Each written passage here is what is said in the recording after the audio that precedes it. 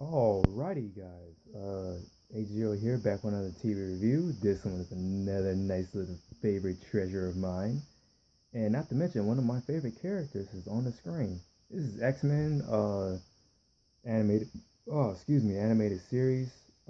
It's strange. It said Volume 1. I thought Volume and Season 1 were the same thing, but from this whole DVD set, it's been chopped up.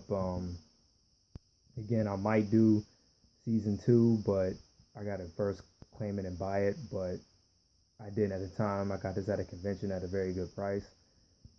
But again, this is one of the shows, just like in my Batman review, had got a lot of people.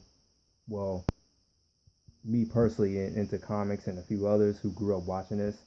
Um, the show was heavily inspired by the art of Jim Lee, and there's a few other artists as well, but mainly Jim Lee. You know, his bulking Cyclops and Forge and Cable and all the other bulking pouch characters, ironically, because he went to go do Image or really from this series. And pretty much like the comics, it's pretty much grounded and rooted with the whole political aspect and what it has to say about discrimination and segregation and all that. Um, the cool thing is that this isn't the first time that X Men has been on TV or in a series. They had a series in the 1980s, and it was very short lived. I don't know why. The weird thing too, that's only certain characters have been in there.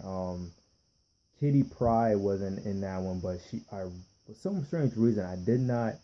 I can't remember. We'll put it like this. So far, I haven't seen her in this series.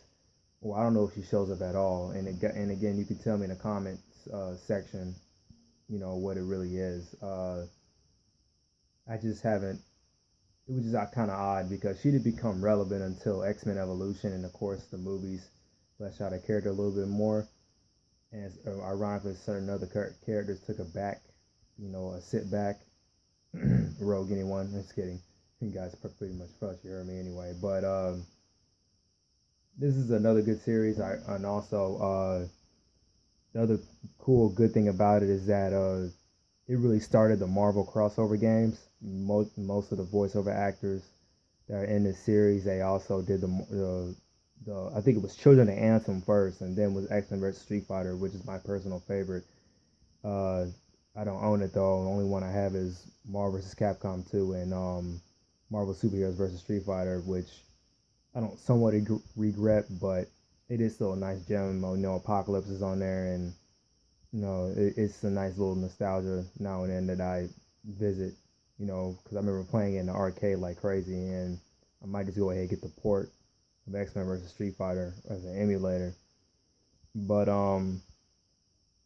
when you say X Men before the movies had even showed up in like 2000, most of the time people thought of course, the comics, but a lot of people thought about this cartoon.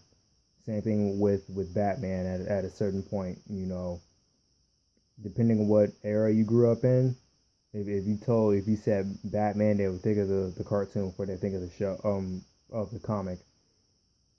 But another good thing about this series, it also crossed over with Spider-Man. I think Spider-Man came out in 94 and X-Men was out like in 92, and I think it was like one episode it had crossed over.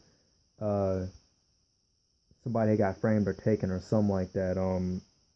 I know Jubilee appeared in there, Beast of course, Wolverine, and somebody else.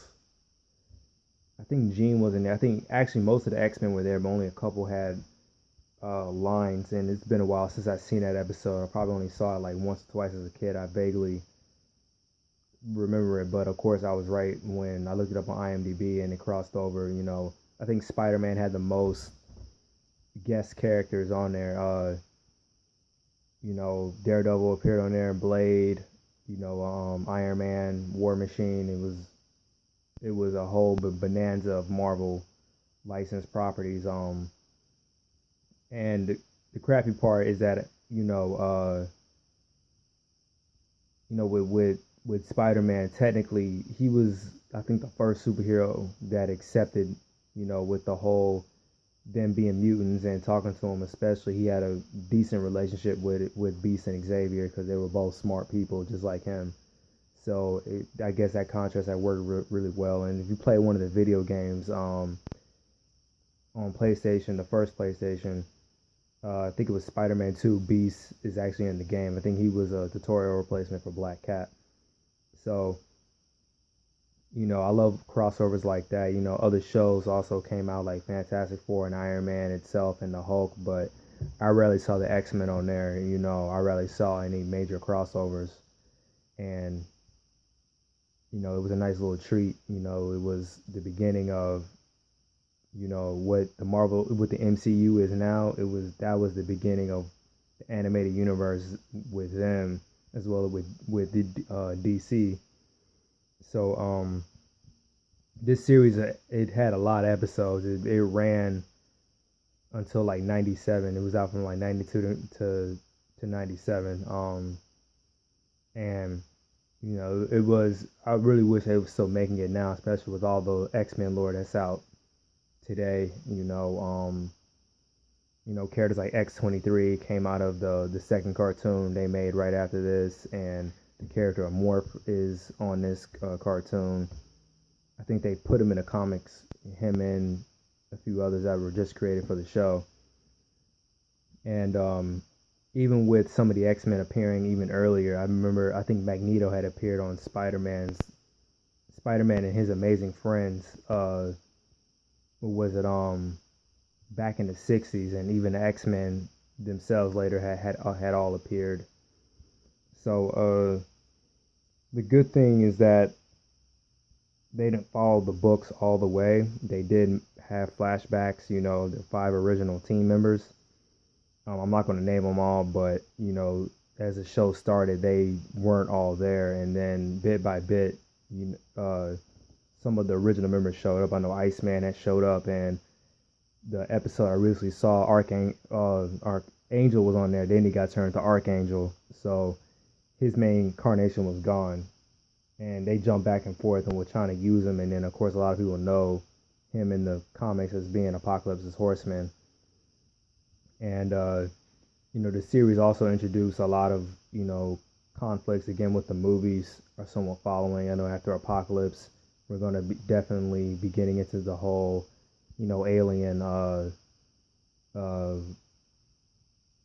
breed of characters. The Brood, I know.